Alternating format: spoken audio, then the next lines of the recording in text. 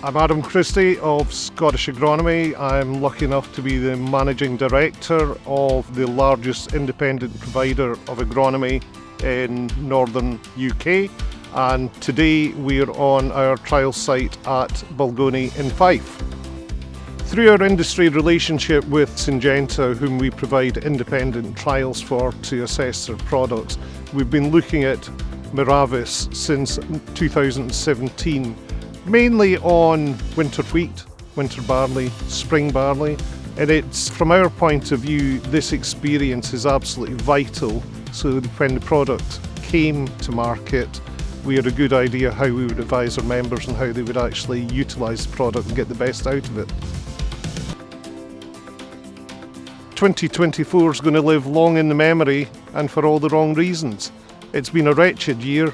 Mother Nature has been at her capricious best, and the challenges have been myriad, and it's not remarkable how our crops are looking. It's remarkable that we have crops at all given the challenges that we've faced.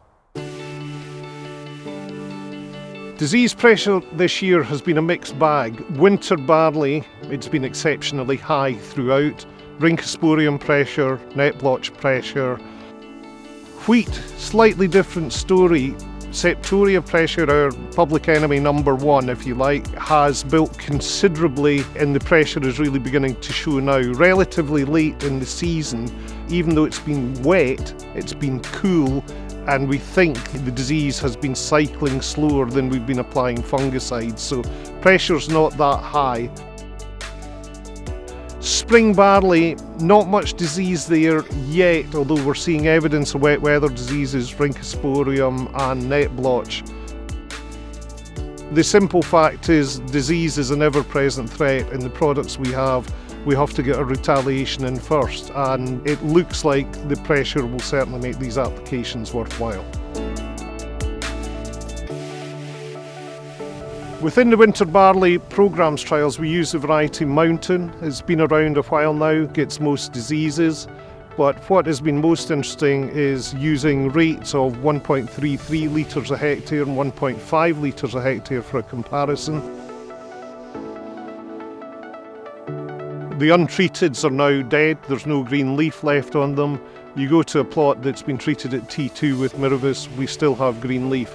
Green leaf gives yield. It's that simple. If we maintain that green leaf, we have a chance of producing yield, keeping the Rambularia out. The wheat has been a different challenge. The T1 applications went on probably 2-3 weeks later than we would normally expect, but then we've had a truncated season thereafter. Our T2s went on very end of May, beginning of June. We've been looking at rates of 1.5 litres a hectare and 2 litres a hectare.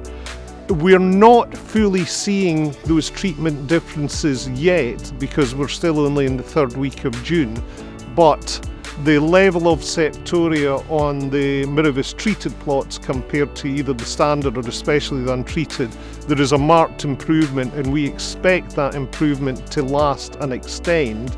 And one of the promising things we've seen previously has been a benefit at T3 from using Miravis at T2, and this could be a very interesting year to examine that as well, given the challenging conditions that we've had.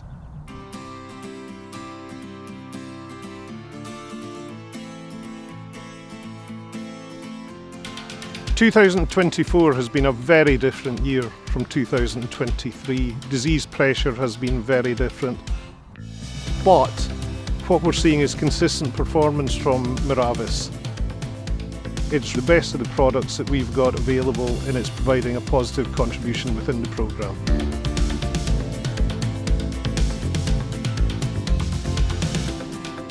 New fungicides such as Miravis are essential to what we do. Even as growers move to a more regenerative approach, fungicides are still going to play a massively important role in how we manage crops.